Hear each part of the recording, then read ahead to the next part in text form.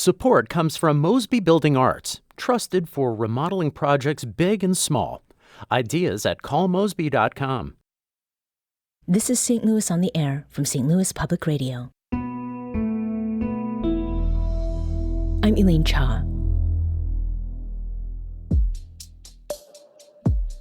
It's now been 6 months since an EF3 tornado tore through parts of St. Louis and impacted thousands of residents who saw destruction wrought on their neighborhoods, schools, businesses, churches, parks, their very homes. So today, we're talking about where people stand in their post-storm recovery journey. We're touching base with the Nolan family. We first heard from Gloria Nolan on St. Louis on the Air the Tuesday after the tornado in May. She's taken us with her and her family through their post-tornado recovery ever since. And she joins us again in studio. Gloria, welcome back. Thank you for having me.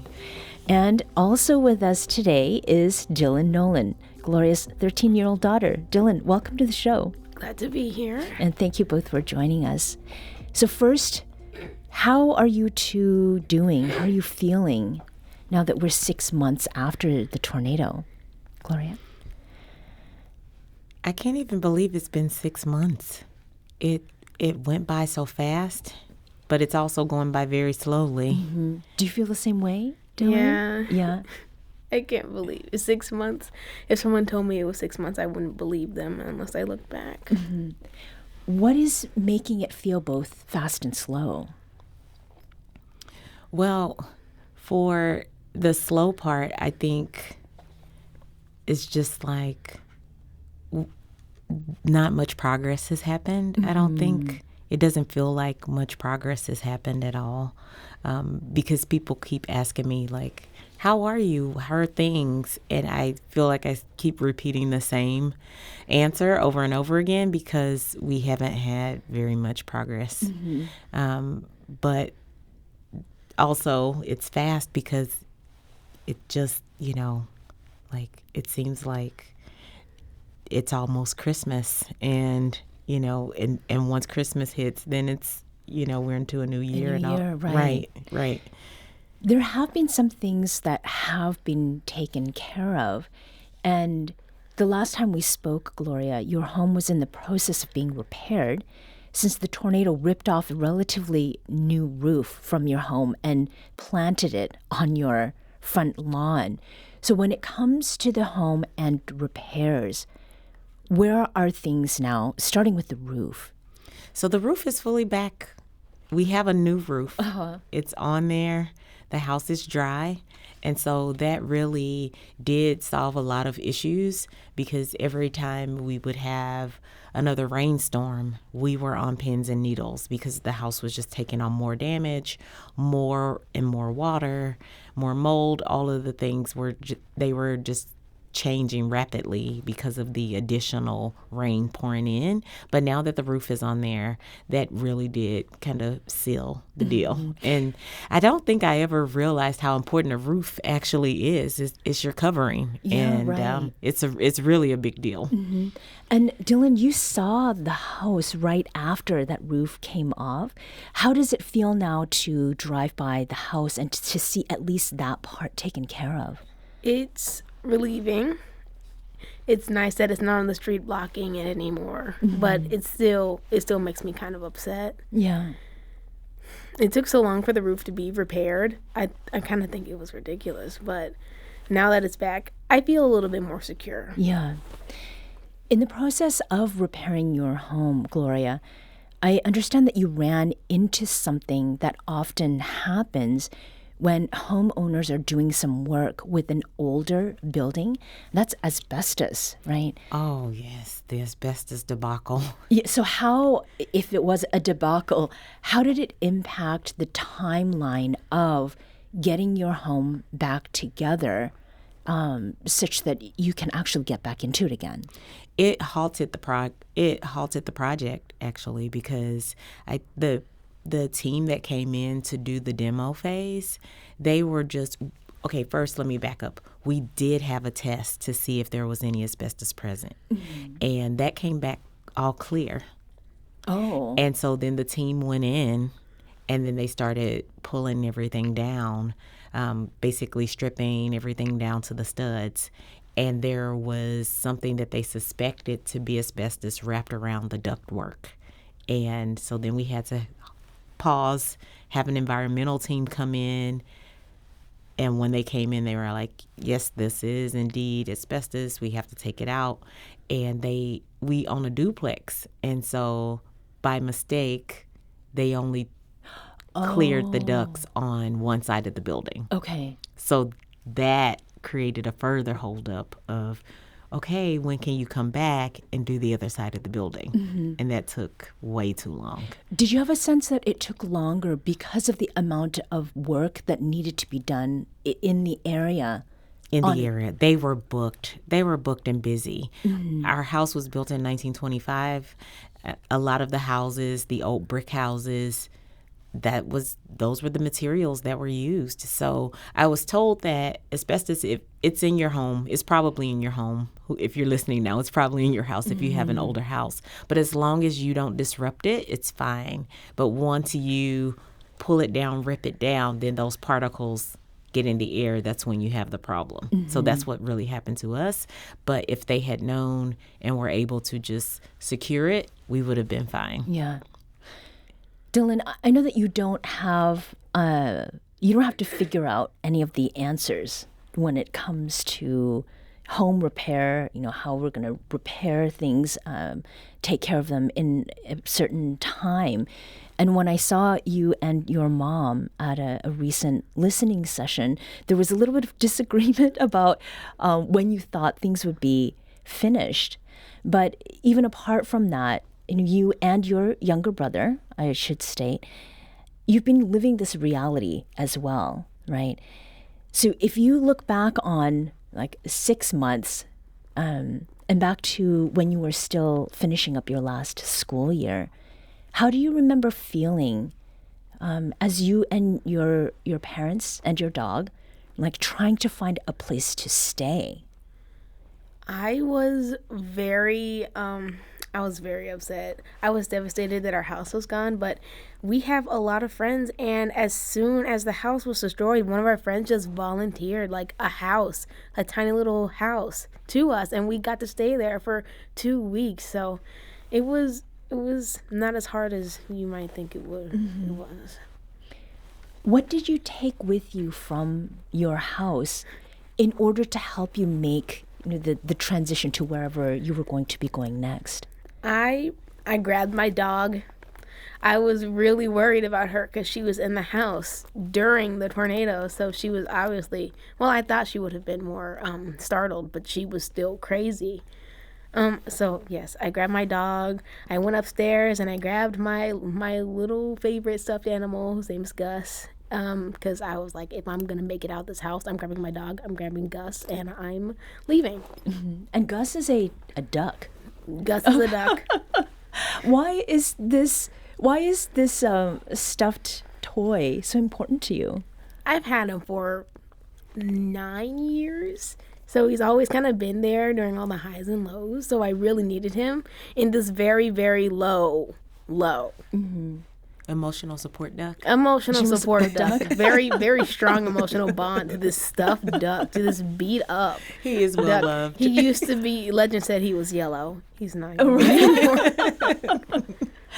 So Gloria, you and your husband, speaking of this duck that Dylan grabbed, you and your husband also had to take stock of everything in the house in order to work with home insurance and hopefully to recoup some of what you had lost there.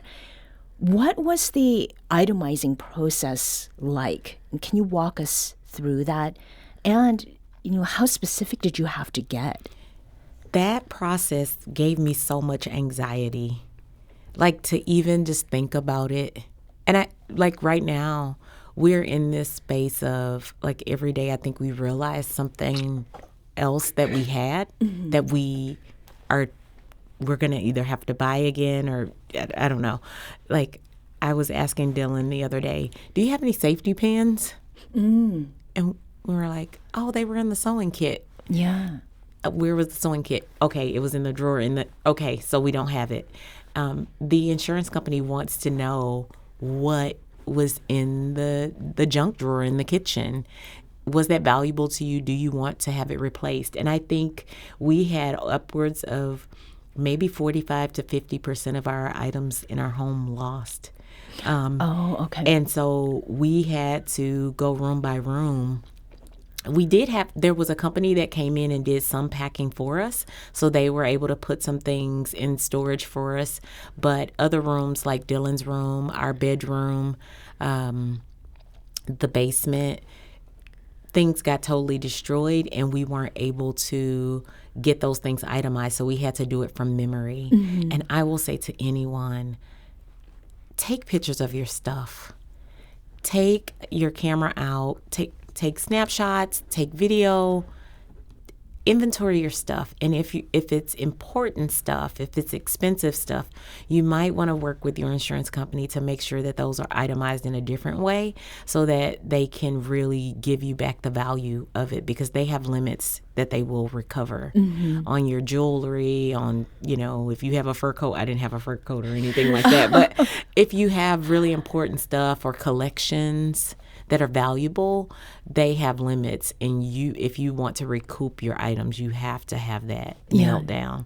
So, but we had to work in spreadsheets. We had to say how old the items were and how much they cost or how much we thought they cost. So we were looking up stuff like how much was the air fryer, how much was the spatula, that kind of a thing. So it was very tedious. Yeah. Are there any things that recently you've realized you don't have anymore, Dylan, that you could have used or might not be replaceable? Not necessarily. So when the tornado hit, my room was impacted the most. So when people came and packed up all the stuff, they went to my room mainly because my whole, the tornado hit the back of the house first and went forward, and my room is in the back of the house. So a lot of my things were saved. And how about for your son, Evan? His room didn't get touched. Really? It was fine. His room was the best room. So his room and then the dining room below it, dry. Favoritism. Insanity. It's the second. I was right baffled. out of my mouth. Dylan had a lot of arts and craft supplies and things like that. They were the people that helped us. They were able to get a lot of her clothes and things out, but all furniture, her keyboard, things like that. All of those things they were destroyed. Another thing that was lost has to do with family tradition, Gloria, because along with your careers and raising your 2 kids, you and your husband, Kevin, you also serve as Coco Santa and Mrs. Santa.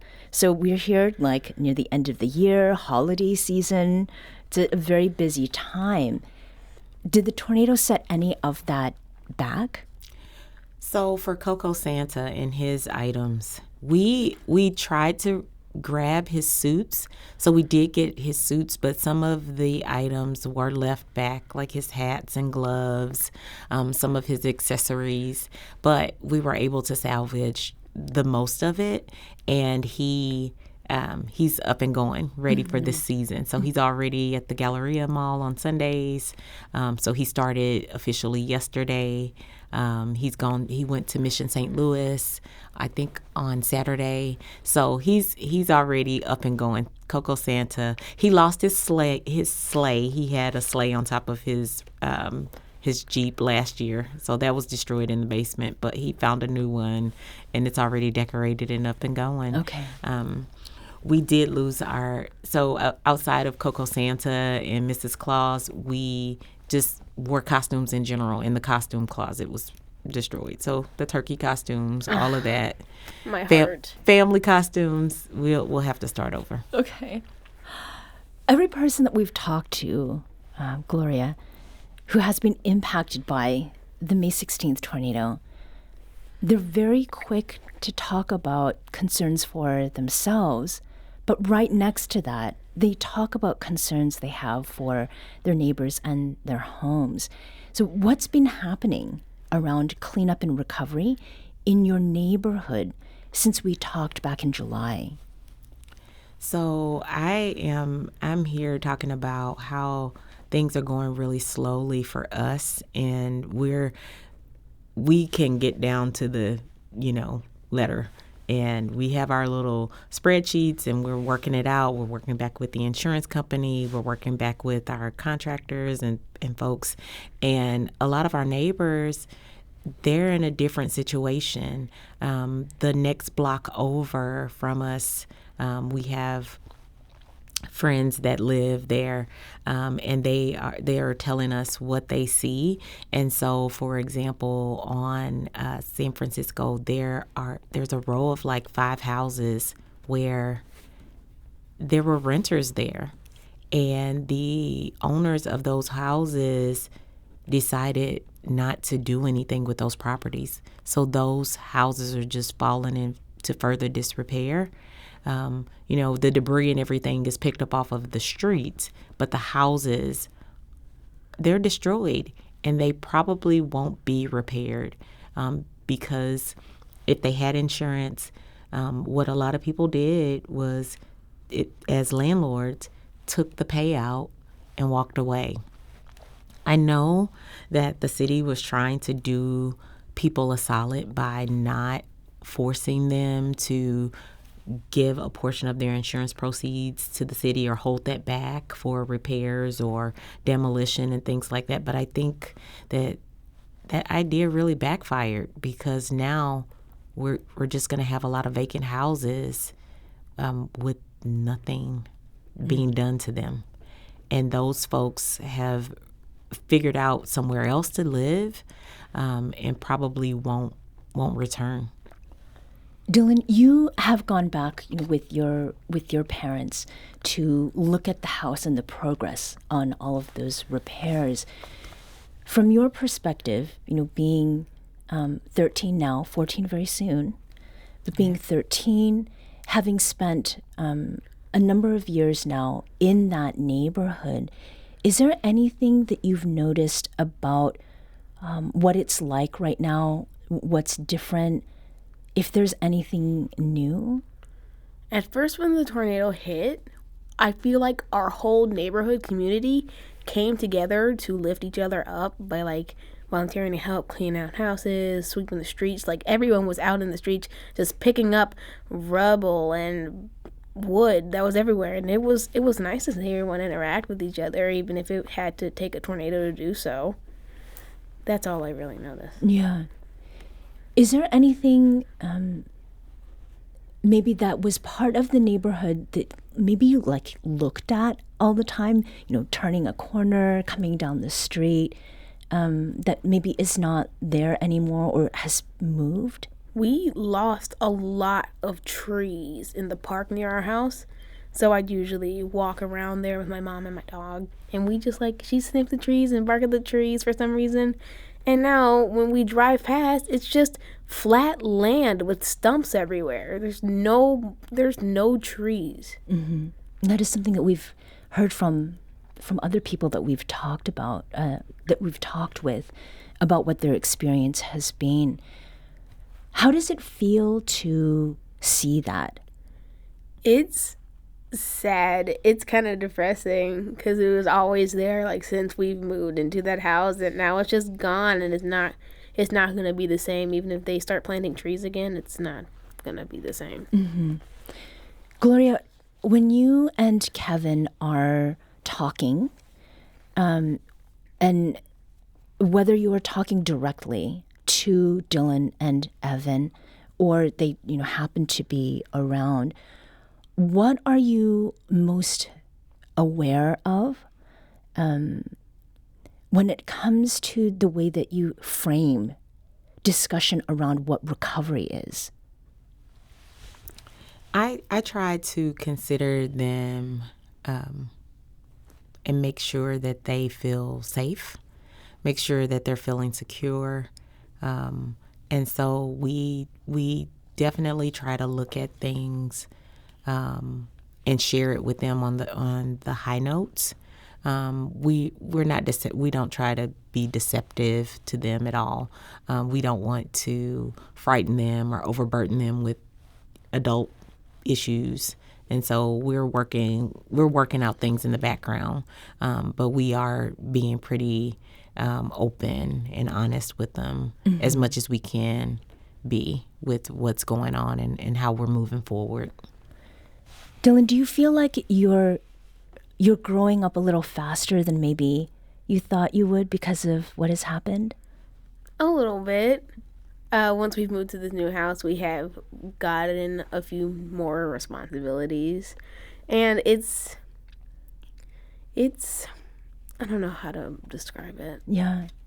And at school, what kind of, support are you getting? Are there certain questions that people, your peers are asking you? No, they're not asking me any questions. When they first heard about it, they offered me support, and a lot of them just talked to me, but they haven't asked, how's your house? Are you, they're not trying to bother me too much with it. Yeah. Because they know I got it. Yeah. Would you like people to ask you about it? Not really. Okay. Because if people started asking, then everyone would start asking, and then it'd be repetitive, because there's not a lot of progress getting done. Mm-hmm. What has this school year been like for you? It's been relatively the same. The only difference is we're a little closer to the school. That's really it. And you've moved to a completely different side of town, right? We are. Yeah. We are. I think Dylan she's kind of being a little modest. She's having a rock star year this year. She actually is. What? Yes. Yeah? She's like student council President. Madam President. She won a scholarship this year for college already. So it's a $10,000 scholarship for school in her futures. She got an honorable mention in an art contest. That was really, she's shining. She got all A's on her report card. The girl is knocking it out. Yeah. Okay, so I guess that in the face of adversity. This must be pushing me a little harder without me noticing, but I don't know. I'm proud of you, It's kiddo. the year before high school. I have to lock in. She is. She's doing great. Yeah. We have Stephanie on the line who'd like to share something with us. Stephanie, welcome to St. Louis on the Air. Hi, thank you so much for having me. Sure, go ahead. I wanted to share, first of all, Dylan, you just sound so uplifting and positive. And Mom, I'm sorry I didn't get your name earlier, but you're doing everything right. And the reason that I share this with you is that I lost my home to a fire in the city.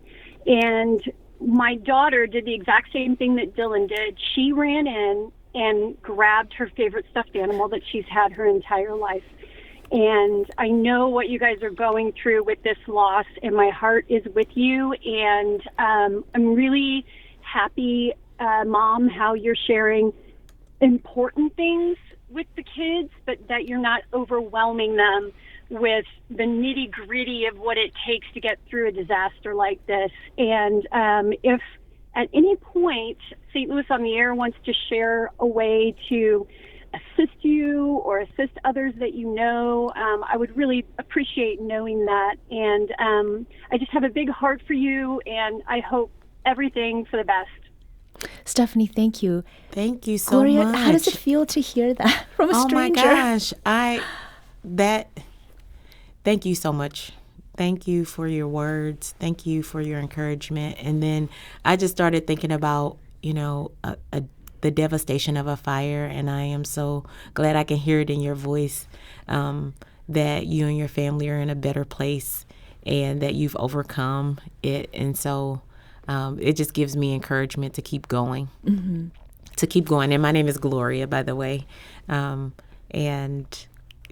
kudos to you and your family for making it through and for uplifting others. I appreciate it so much. Oh, it's good to hear that some other people have the same priorities as mine. I thought it was just crazy. I was like, I have to save Gus over anything. I have to save Gus. So That's nice to hear. So yesterday was the 6-month mark. As you look ahead, let's not say 6 months from now, let's say 3 months from now, what are a couple of the questions or issues that you would like people to be thinking about in that time period, Gloria? I would really like to know more about what the city is working on to get people back in. Like I said, that row of 5 houses, what's going to happen to those houses? How long will it take for those places to be repaired and for people to come back into our community? We already, it was already a small amount of people living in the city, and now that these houses are offline, like, what are we doing? I saw some of the applications to get resources from the city, and I just kept thinking to myself, who qualifies for this funding? Who? Because the financial thresholds are really low. And so when I think of those landlords that took the insurance money, like, they wouldn't qualify for those funds. And then the tenant wouldn't qualify for those funds because it's not their house. How are we really making this work? Who's benefiting from the funds that are being rolled out, and when will we see concrete examples of the city coming back and really recovering from this? Dylan, I'm going to give you the last word. What do you think people should be mindful of when it comes to what people your age are thinking about or going through right now? Parents, if you have kids and you're like during a disaster, when we see you guys stressed out, we kind of get stressed out too. It's kind of upsetting because sometimes I come down and I'm like, hi mom, hi dad, how you doing? And they're just like looking at all these papers and trying to design all the interior of the new house, and it's just papers everywhere, and I feel really bad. So I think that's a great piece of advice for us to remember. Take care of ourselves as we take care of our children, and vice versa. Dylan and Gloria Nolan are daughter and mother, and 2 of 5 Nolan family members whose O'Fallon neighborhood home was severely damaged by the EF3 tornado that ravaged parts of St. Louis 6 months ago.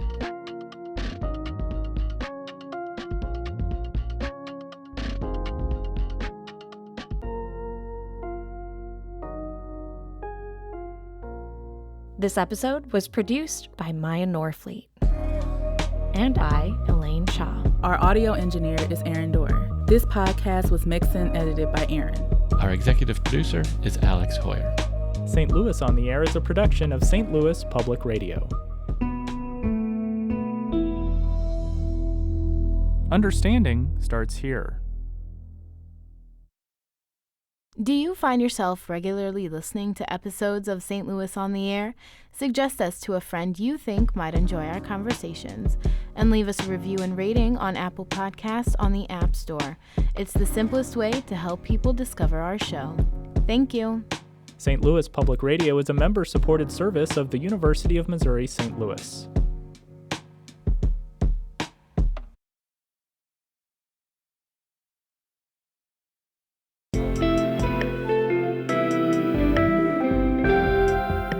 The Gateway brings you the day's news each weekday from around the St. Louis region and the state capitals in Jefferson City. Our schools are accredited. We don't need this bill. And Springfield. How many more years must pass before lawmakers see time is of the essence? I'm Abby Larico. Join me each weekday for The Gateway on the STLPR app or wherever you get podcasts.